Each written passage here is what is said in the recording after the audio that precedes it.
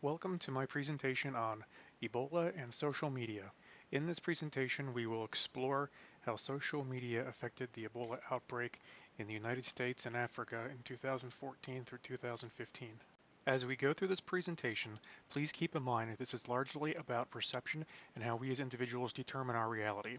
We are influenced by biology and experience to determine what we accept as reality.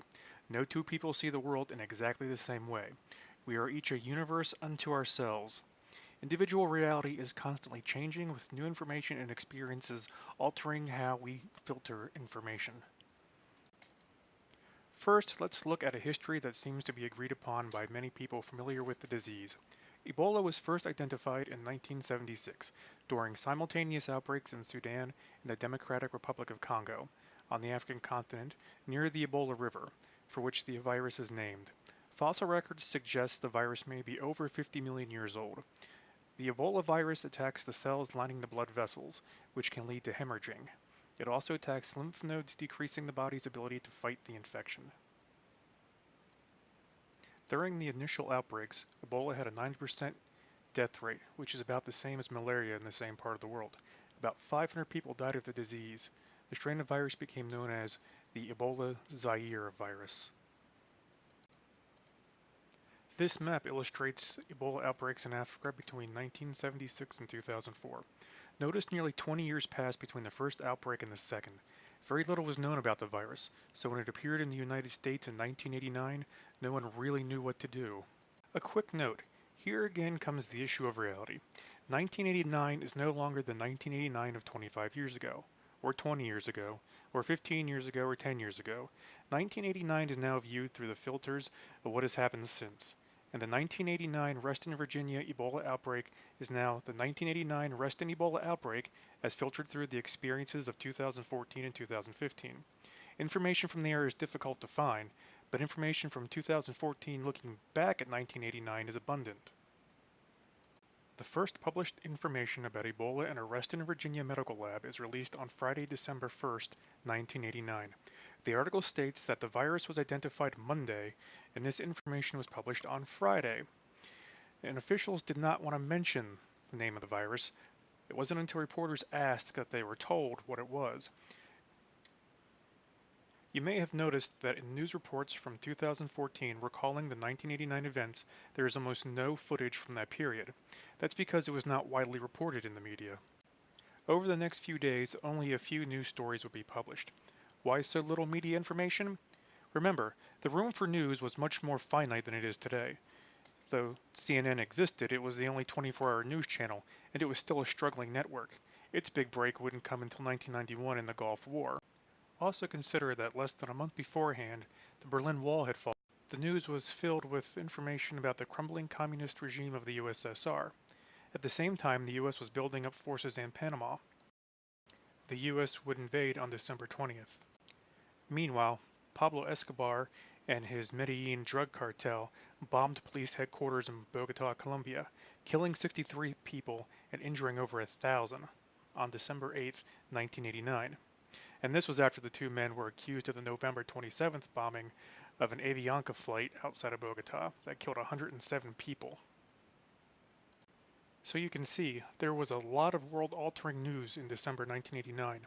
It's easy to see how a virus that had thus far killed less than 500 people worldwide and was not known within the US would get very little news space. Besides, another African illness was already causing devastation in the US. How much worse could this one be? A detailed public report of the incident wouldn't be published until almost 3 years later, when the New Yorker runs the article, Crisis in the Hot Zone. A year later, the movie Outbreak would use the incident as inspiration for a fictional story. In 1994, the book The Hot Zone would be published based on the article. This leads to several media outlets producing programs on the subject, such as 48 Hours. The story would detail how the Ebola virus in Reston only infected monkeys, not people, but no one knew that December 1st, 1989. At the time, experts even said they thought it could spread to humans. Ebola was now in the public consciousness. And here we see reality begin to fracture.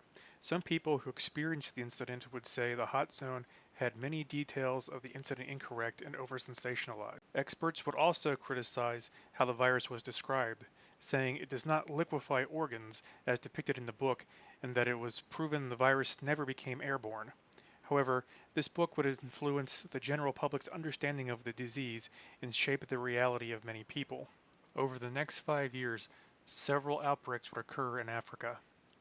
In April 1996, shortly after an outbreak of Ebola Zaire in Africa that killed over 250 people, an Ebola outbreak occurred in Alice, Texas. This would prove to be the Reston strain of the virus once more. And like Reston, Virginia, the information about the outbreak would come out well after the incident had occurred.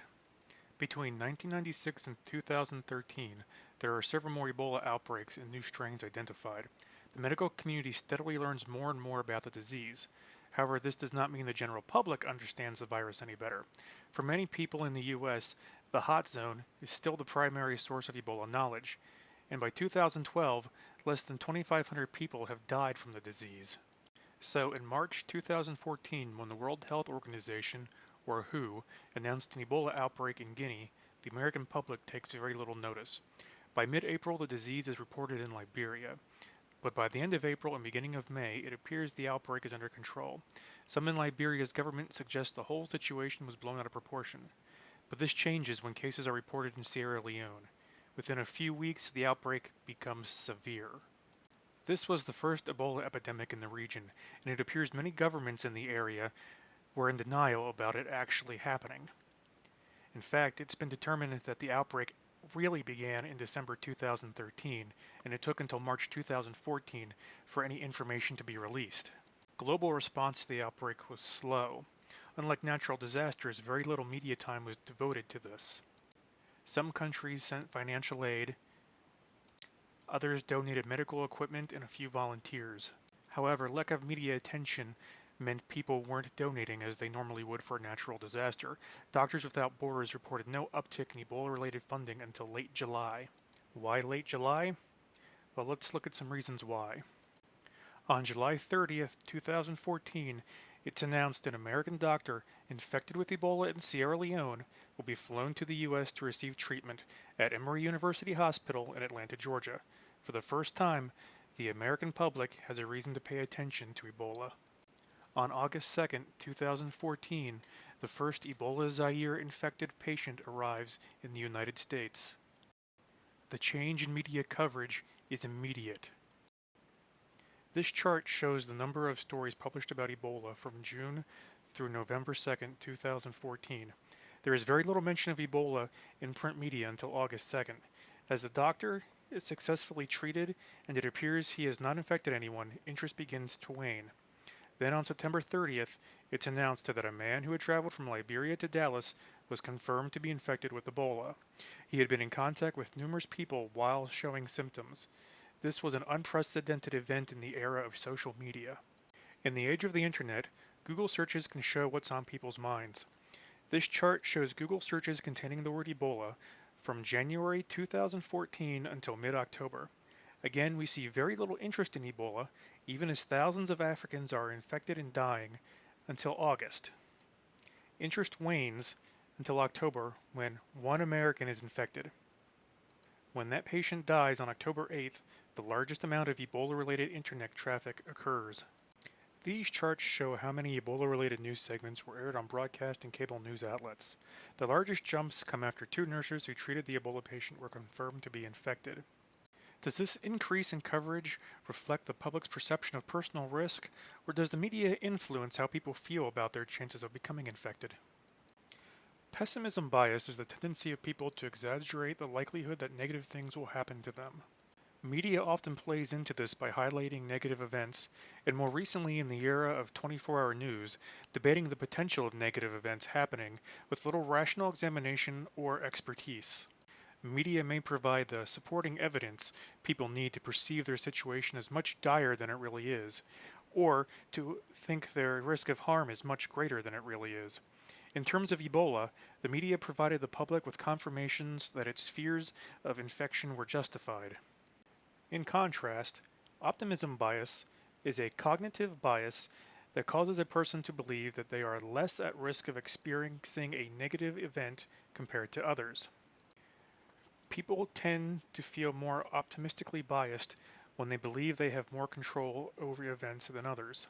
People tend to ignore the things that are truly likely to harm them, but overreact to something they don't believe they understand. So, even though 36,000 Americans die annually from the flu, Ebola, with less than 20,000 related deaths globally over a 40-year period, is perceived as the worst of the two diseases. So I know, we're 10 minutes in and you're thinking, when does this actually start being about social media? Well, here you go. Twitter showed the same pattern as Google searches. Prior to the end of July, there was very little mention of Ebola. Then there is an explosion in Ebola-related tweets when the infected doctor arrives in the US. By mid-September, Ebola-related tweets are down again. But as Twitter interest is decreasing, the death toll in Africa is rising. But it seems that Ebola is once again an African problem and not an American one. And like Google, this pattern changes in October 2014. This heat map represents the use of the word Ebola on Twitter.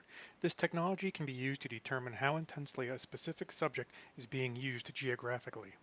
The top map shows how intensely the word Ebola is being used on Twitter in North America on September 14, 2014. The bottom shows the same region on October 8th, shortly after the death of America's first public Ebola patient. There's actually a great video showing the real-time explosion of color, but I wasn't able to get that to work on here. A quick Google search and you can find it. It's actually something pretty cool to see. Anyway, as you can see, social media was afire with Ebola chatter. Twitter provides an excellent example of groupthink. Groupthink is the psychological phenomenon that occurs within a group of people in which the desire for harmony or conformity in the group results in an irrational or dysfunctional decision-making outcome. In general, group members try to reach a consensus decision without critical evaluation of alternative viewpoints, actively suppress dissenting viewpoints, and by isolating themselves from outside influences, avoid having to deal with others' ideas. There were a lot of different groups communicating on social media during the Ebola outbreak. There were groups who blamed Obama or the government, groups that thought that Ebola was a hoax, groups disparaging the CDC and public health officials, groups pushing for the closing of borders and enacting travel bans. Social media groupthink was the reason some schools in Dallas were closed, why foreign students from the African continent, not just Ebola outbreak regions, were not allowed to attend some American universities. Groupthink led to the idea of an overabundance of caution. Groupthink even influenced U.S. policy. The entire reason the administration appointed a Ebola czar was in response to social media. Several people were quarantined in the U.S. Some were healthcare workers who had treated U.S. patients. Others had just returned from helping with the outbreak in Africa. One person quarantined was a principal that had visited Zambia, 3,000 miles away from any outbreak. The routines of these people became fodder for social media.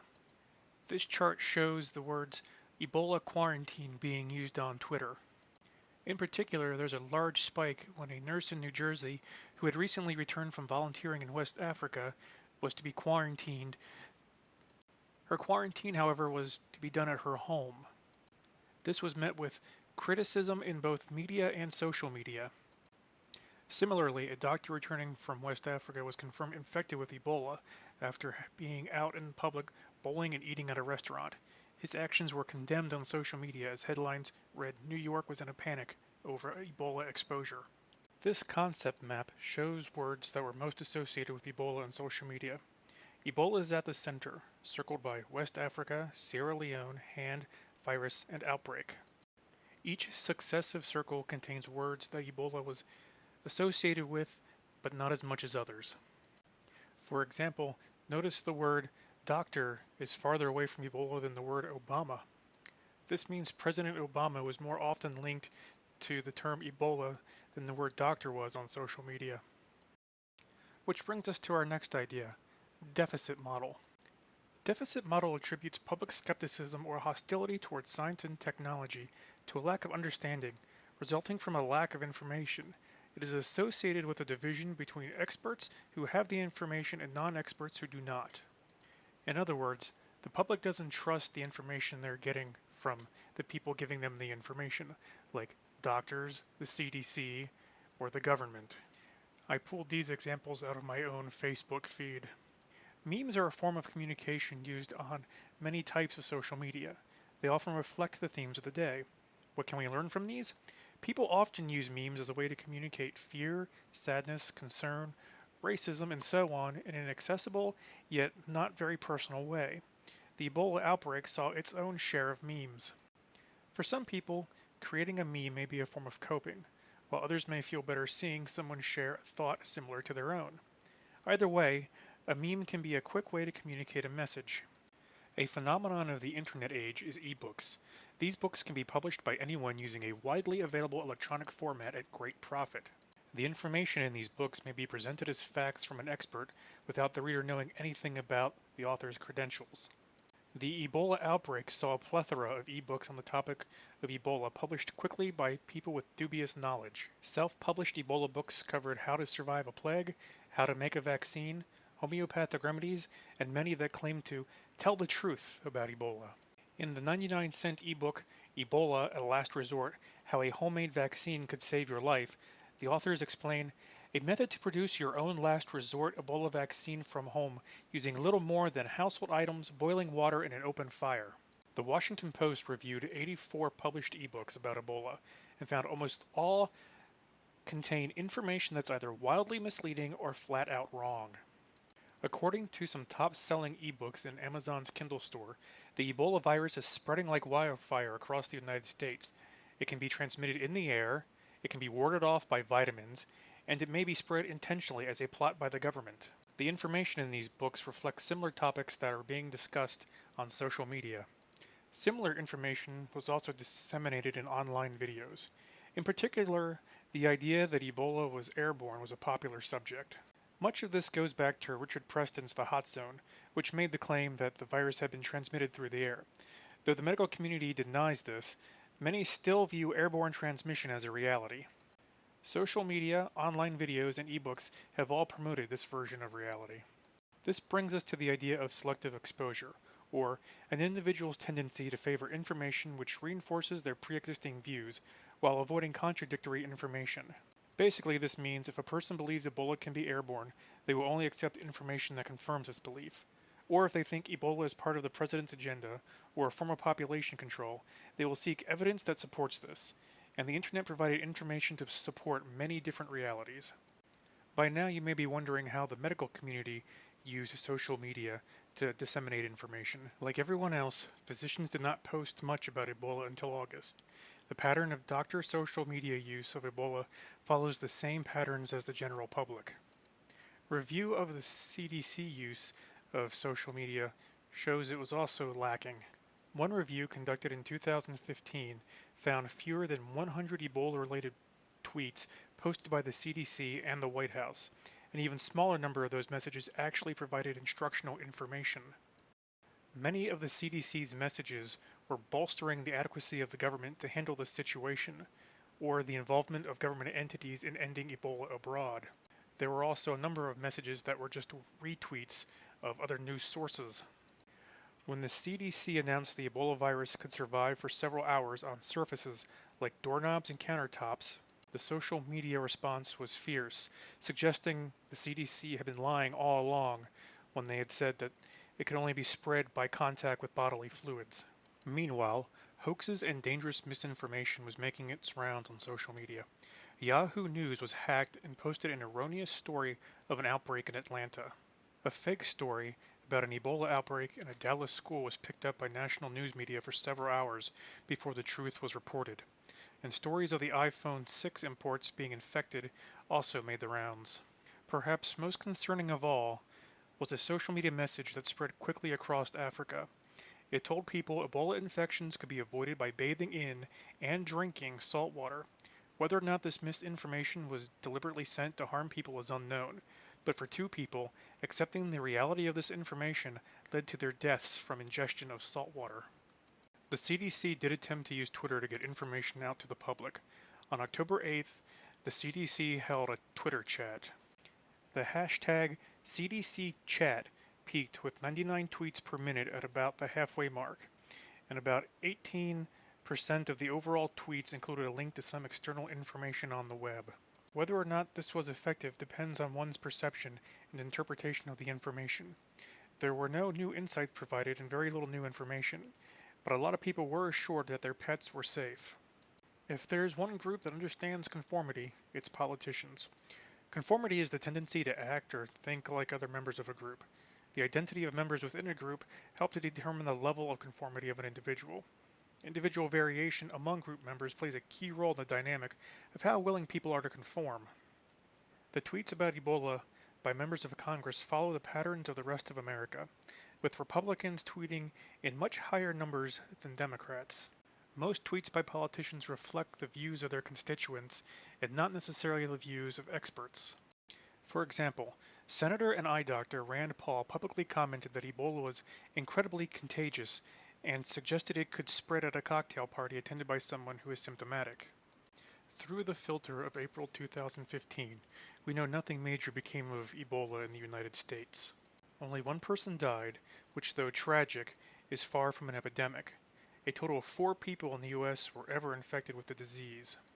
A missionary infected with Ebola in West Africa and flown to the U.S. for treatment would also die on U.S. soil. But none of the Americans infected passed along the disease despite being in public, on airplanes, on a cruise ship, in bowling alleys, or in restaurants.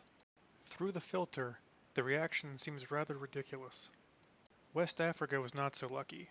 More than 10,000 people would die, with many believing this number having been underreported. But once the U.S. was in the clear, Americans again began to forget about Ebola. Soon ISIS and Sony hackers would dominate the media. Ebola has faded from social media, even as the death toll in Africa has risen. On March 13, 2015, an Ebola-infected patient was brought to the U.S. for treatment. Comparison of social media sentiment from August 2nd, when an event like this first happened, to the most recent event shows a change in how the public reacts. An Ebola patient brought for treatment in the U.S. now receives greater positive sentiment and less negative sentiment. Perhaps this demonstrates that the frameworks of America have been altered. And what does this mean for the future of Ebola outbreaks? I guess only time will tell.